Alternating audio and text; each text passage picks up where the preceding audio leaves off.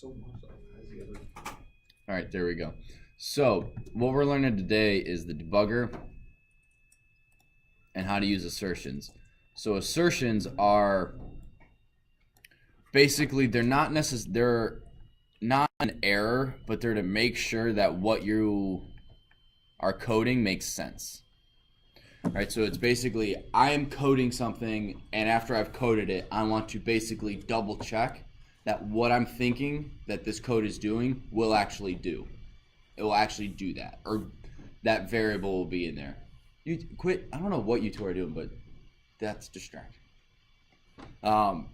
So there's two things. You need the assert, so it's assert word, the keyword, whatever your Boolean structure is, or your Boolean expression. So assert x is greater than 10, or assert this variable is in this list, or this string is in the keywords of a dictionary, or whatever. And then you have the comma, and then you have a string that says what is not, if it's not there, we're going to print this information, right? So what we do is we have, here's an example, pod bay status store data, pod bay door status is open. We're going to assert that the pod bay, the door status is open, otherwise the pod bay doors need to be open. Yes. Why can't you just put if pod bay door status does not equal open, print the pod bay doors need to be open? Because you want it to actually be, you can, right? But if you have a bunch of assertions, you get an error and it stops your code. So you're like, oh, it's not going to continue to keep going. Oh, an assertion actually gives you like that red. It gives you an error. Yeah, it pops up, and then also you can run it. You could have 30 assertions, right? Yeah. And instead of running it with 30 assertions, you can actually run it without the assertions, and it skips over them. So instead of going back and deleting, if this, print that, instead of deleting all of that, you can just skip it. Yeah. Okay, that makes sense. And so right here, pod bay door status gets changed to, I'm sorry, Dave, I'm afraid I can't do that. Does anyone get that reference? Yeah, that's from 2001: A Space Odyssey. There we go. Okay. I was like, wow. That's It's a surprising. good. I watched that movie. But people know me. I know, but it was like, I know too. when was it made? 1960s. Yeah, in the 60s. 64. 64? Oh my gosh, that's how old my dad is. Now we're going to assert the pod bay door status is open, otherwise the pod bay doors need to be open. Then we get this assertion error here, and it says the pod bay doors need to be open.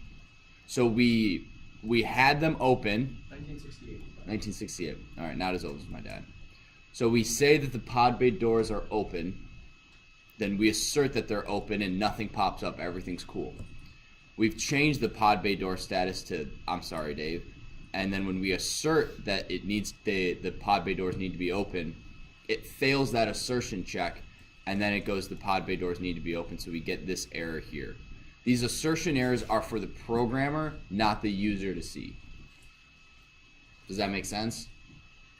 This is for, okay, I've written a line of code, let's keep going. Let me make sure my thought process is good, and if I screw up, I am told it's better to fail fast and fail often than it is to put an hour into code, run it, and then you have an error and then you spend 4 hours debugging it, as opposed to spending 3 hours or whatever going through slowly but surely and failing every 20 minutes, and then it takes you 3 minutes to find the error, right?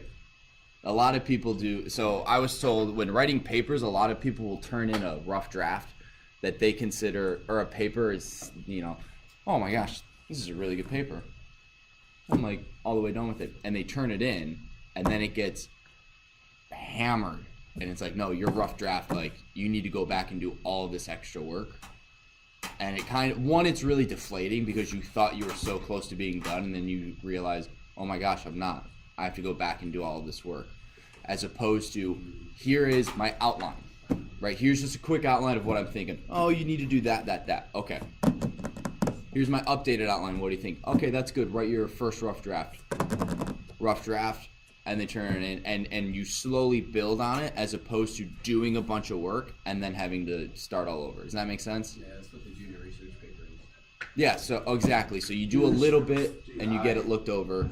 Do a little more, do that, and you actually will build, and you actually over time spend less time being frustrated because you're not going back and rewriting your code or trying to find an error.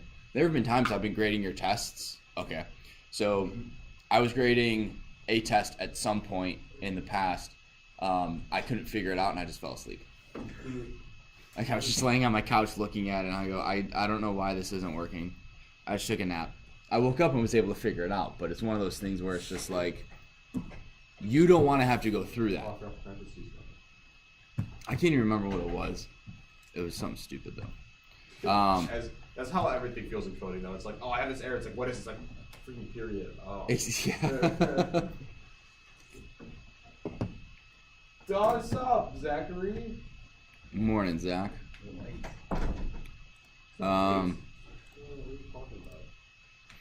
All right, so I just basically explained all of this. So this is, I'm actually going to show you guys this in a code form. So instead of going through the book, I have it already written.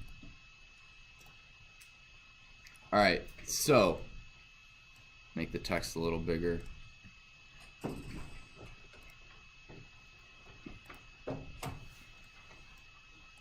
I'll show every single character that you could possibly type on a keyboard. So make sure you like it. Okay, so this is an example. Let's say we're writing a program that is a traffic simulator, right? And this is the lights, right? So this is for an intersection at Market Street and 2nd.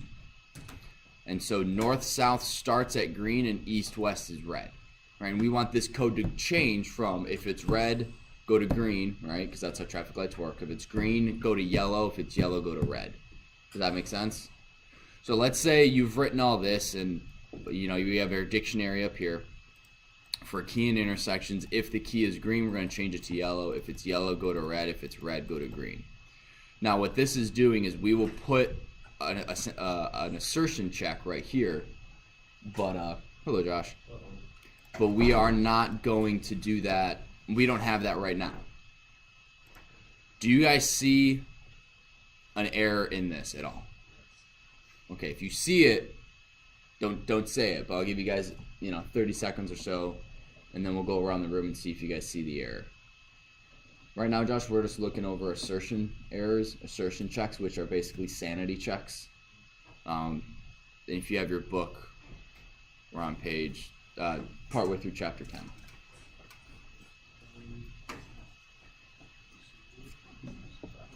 About 30 seconds left.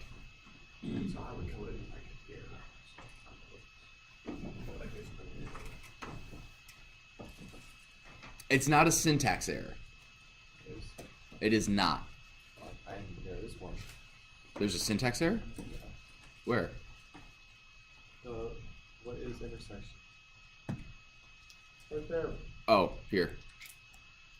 So the definition of switching lights, this can be any sort of variable. This is just the name that's used in here. What happens here is switching lights, we pass it a variable. So this could be X, D, this could be market and 2nd. It doesn't really matter. Well, it can't be market and 2nd because then we'd have to change all of intersection. But all right, so I don't see no error. you don't see an error. All right, so let's run this. There definitely is one. I'm assuming it has something to do with the fact that you never take the values, but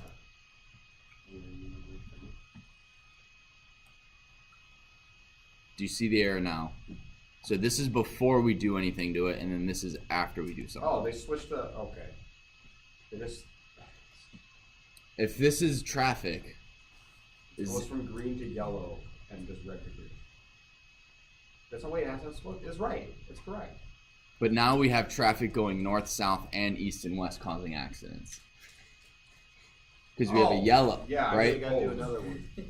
You could do another one, but instead of what we're going to do, so if you didn't catch that, right, and you continue coding, and you've coded the cars, and you've coded the lanes, and you've coded that, and you run it, and you're getting all these, like, wait, I'm getting 32 accidents per second. This doesn't make sense.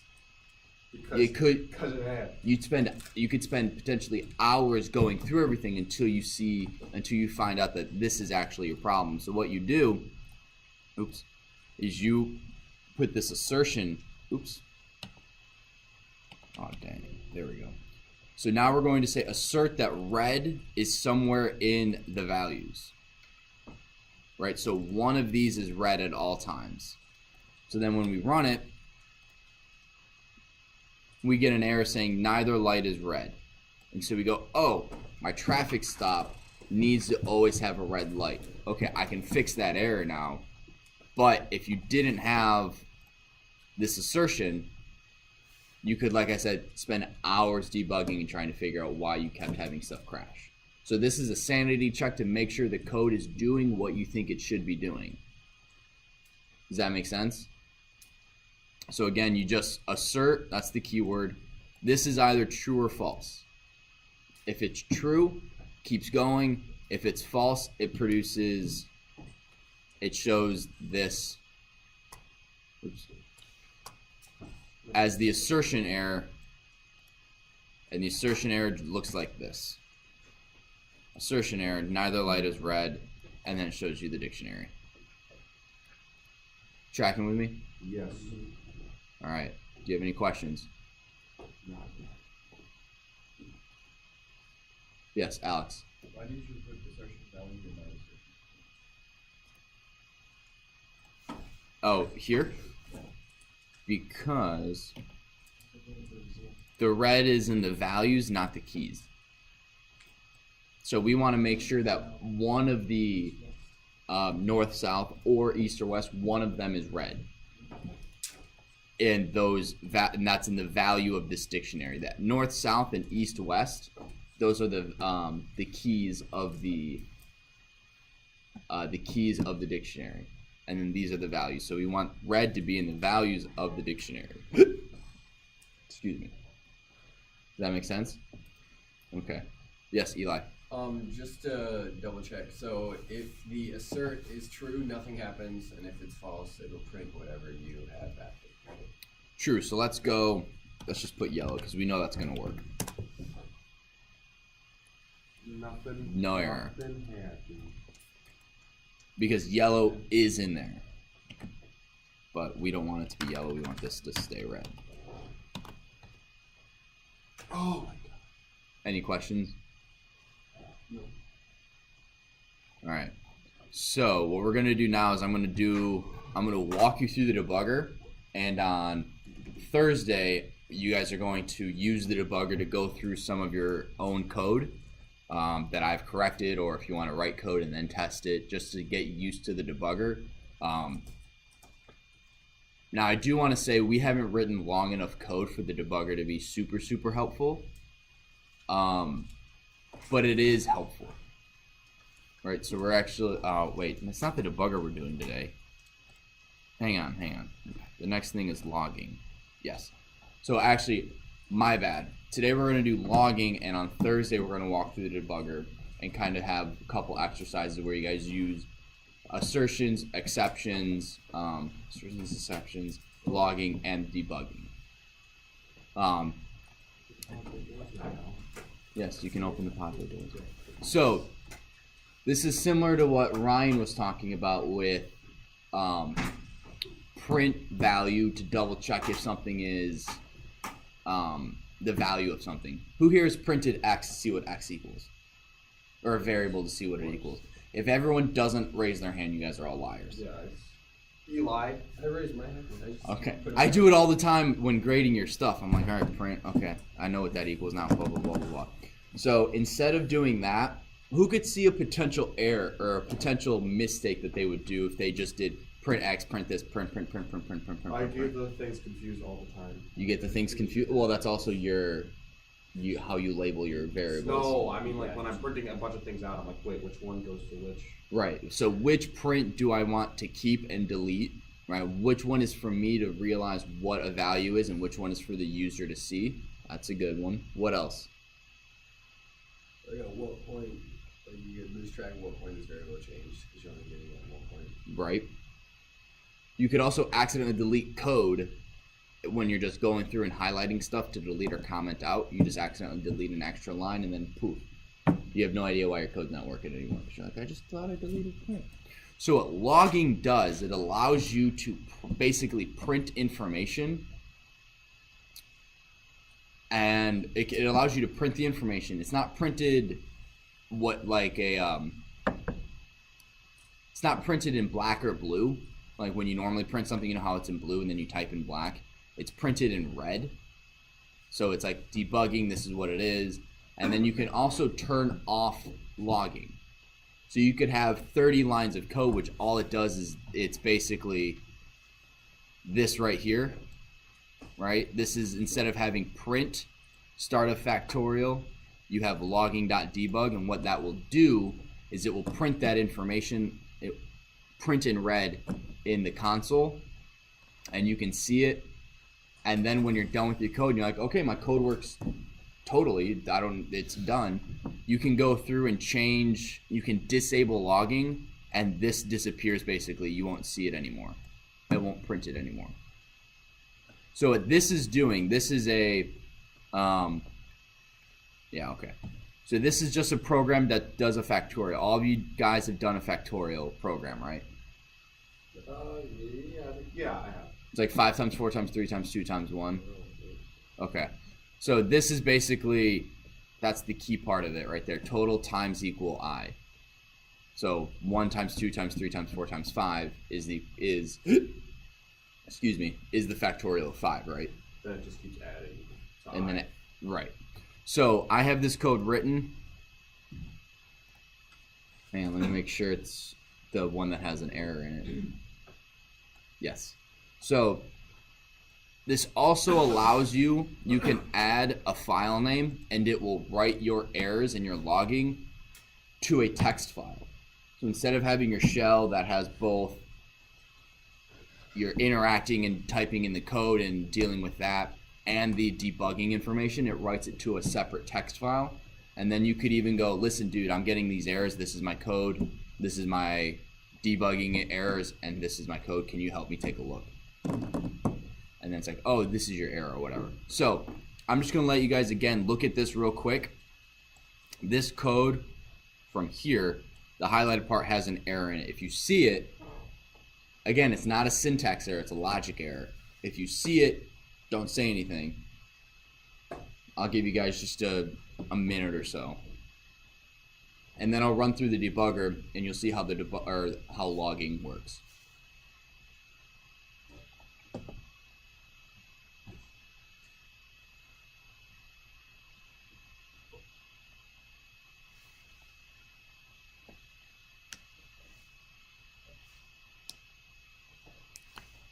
What's factorial 5? 120.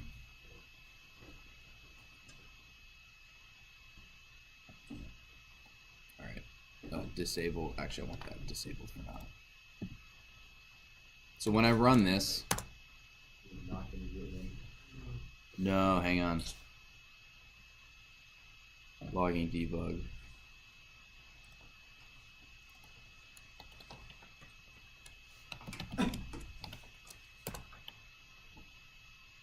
There we go. Okay. So this is our output. Nice. 0. Crap. Something's wrong with our code. Did any of you guys see it? Alright, I got it. Who said I think? Zach? Well, I don't know, in the for loop, you never really used an n. I don't know if you have to, but it just seems to be I guess it's because. Well, n is this guy. So n is 5. So we're going to 6. Because, Minus 1. yep, Yeah, 6 goes to n minus I 1. immediately thought you were going to put Right? All right, so we can't see the error. We don't know what's going on. So what we're going to do is I'm going to put this debug. This is the level of, I'll explain what this works or what this does in a minute, but I did. Oh, I'm hitting F4, not F5. Because, so I'm going to do this a little bit at a time. So we have start of program. What's dumb? Is that what you said, Ethan? What? Did you say that's dumb? No, it's an asked. It says the task time with CS. Oh, yeah. 572 to 595. That's the difference in time then. Oh, yeah. That's pretty cool. All right. So start of program. Boom. We're right here. Debug is like the lowest form. There's 5 levels of debugging. What about 5? And I'll go through and show you guys what they all mean. We're going to start with, this is the lowest one. Basically, there's no error it's for start of program. Logging, debug, start of factorial 5. Boom, we got that. Critical. I is 0, total is 0. Oh, that's what it is. So when we get here, total is 1. We get here, I is 0 because I is whatever. Total is whatever. So do you guys see the error now? Yeah, it starts with I is 0, and so. Right. So 0 times anything is 0. So this goes through I is 1, total is 0. I is 2, total is 0. Return value is 0. End of program. What is critical? That means if this code will break is if this line is wrong, or if this line is wrong, it breaks your program. It's useless. But so when you're doing that, you get to decide what's critical and what's not. So it's essentially a marker. It's a marker, You can yeah. mark whichever line. That's exactly it. So you can use a marker, and I can have this be level 1, 2, 3, 4, or 5 in urgency and how critical this is to my code. What's like the 5th level version? Critical. Oh, So I have 1 and 5 in here. what's like the 3rd? The 3rd one I think is info. You probably should know this. Oh, it's warning. So debug, info, warning, error, and critical. So these are just kind of, this description is a general, this is kind of what you should use it for, but it's all up to you when you're writing your code for debugging purposes. Is this a critical or is this an error? I don't know, that's up to you. Will this break your code? You probably want to have it critical, but if they type in a string instead of an integer, and that could break your code, but it's not, that's dependent on the user. Okay, maybe that's an error, that's a warning, I don't know. It just depends on how you want to write your code. So you guys can see I have logging, debug. I have 3 lines that are telling me information, right? 4 technically.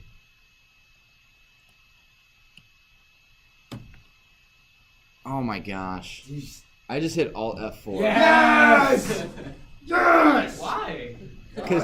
Because You didn't say anything. Yes. F5 runs the program, and I tried to hit Alt 4, and I just hit F4. Why would you use for Alt 4? I just said why. No, you said F5, but why would you... F5 runs the Yes, program. Yes, I know. Right. Why would you reach for Alt 4? Because Alt 4 uncomments stuff. Oh. Alt 4. So in my head, I just put them together. Well, at least you saved the file, right? Yeah, well, every time you run it, it saves it. So that's why you guys want to run your program a lot.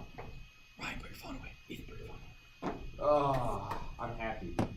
Oh, well, I'm glad my humiliation can make you happy. So once you're done coding and you've done debugging, instead of going through and commenting this out, because you very well could hit Alt F4. I know from experience. That would suck. You just come up here and you type in logging.disable, right? That's going to disable logging, and this. Only debug. What about critical? It works its way down, I think. So if you have critical, it will show everything. If you have debug, it doesn't show anything. Also, it's like a ladder. So it's a ladder, right? So if you put critical there, it'll also do debug as well. You don't have warning, it'll only go up to the level. it will only go up to here. So if you have warning, it will only show these 3. Right? Okay, so It doesn't show that one, doesn't show that one. So debugging, yeah, it's backwards than you would think. So logging, debug, so it must be the other way around.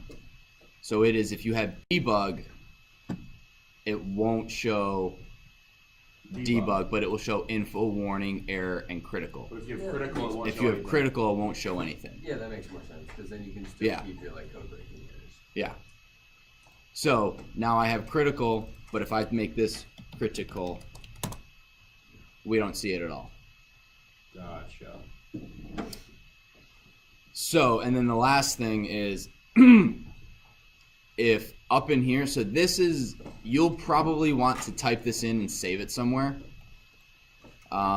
Just so you don't always have to remember this or type it in every single time. But it's logging. This is the basic configuration for logging everything. And I'll put this online so you guys have access to it. And it's also in your book. You can add this file name. And this is what writes it to a file. It writes it to a file in your current working directory. So you want to change your current working directory to wherever it's saved if it's not. Because by default, if you open a new program before you save it, your current working directory is, users, name, app data, Python, programs, Python, blah, blah, all that. Remember what, yeah, you guys know what that is. So you add that, and what it'll actually do is Control X, Control V, and then we open up. Where is this saved? Wheaton Academy. Advanced Programming.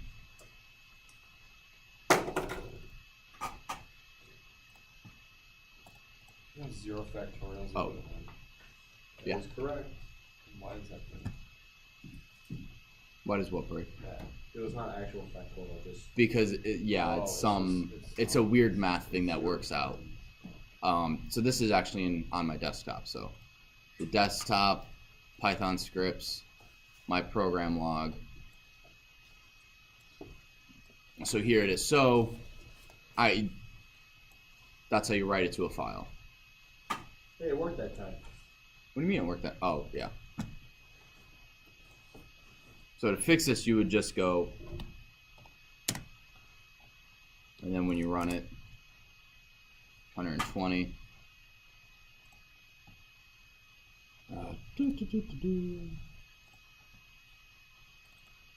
And thus it works.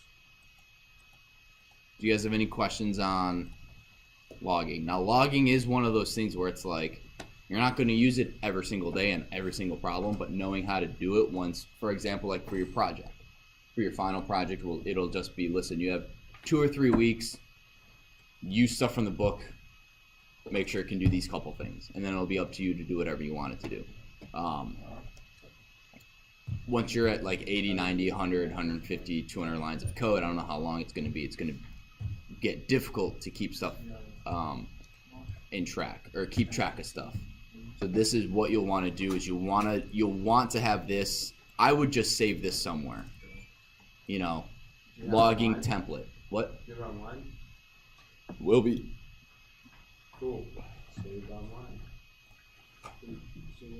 Individual lines too on the program, like logging.debug, logging.debug. So this is just a different level. So instead of doing print, we'll put this in here. So instead, you would then go, I want to print I and total. Okay, bugging is disabled. 1 1 2 2 3 6 4. Okay. So instead of doing this, you have this, which gives you more flexibility in what it does. You can have it write to a file. You can disable that by just having this line up here. And you can also say, you can have different tiers of whether or not it will break. So you can say, this line is very important, this section is critical to the importance of the code, or this is a little warning, I got to make sure that whatever, right? Again, it's up to how you want to code it and where you want to make, how important you want parts of your code to be. And then this is just, again, a basic, this is your total type print statement, but instead of having print, you do logging.debug. Wouldn't that mean telling them? Debug doesn't break your code.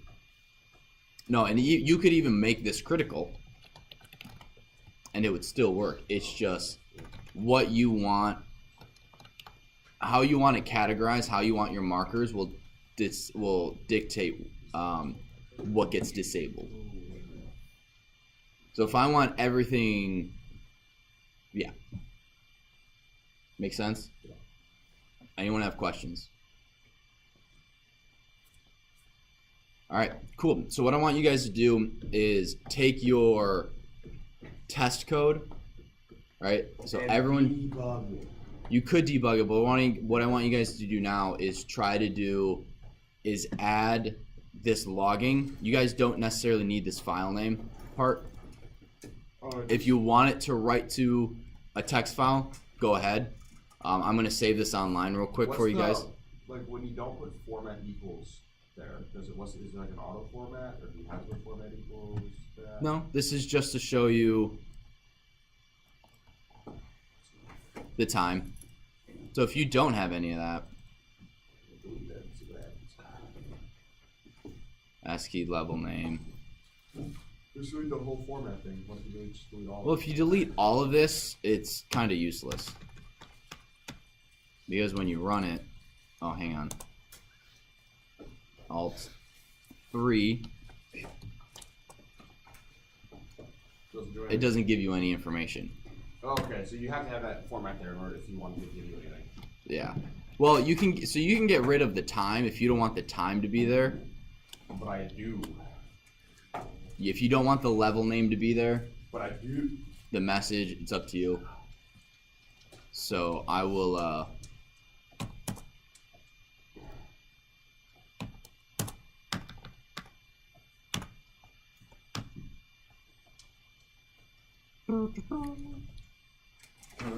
file, save as, yeah.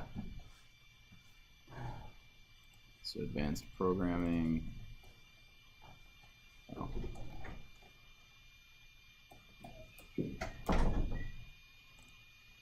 Wait, did I? There's student resources. Alright, so it should be factorial and it has logging. That's what I'm saving it as. You guys should have access to it on that OneDrive folder I gave you guys.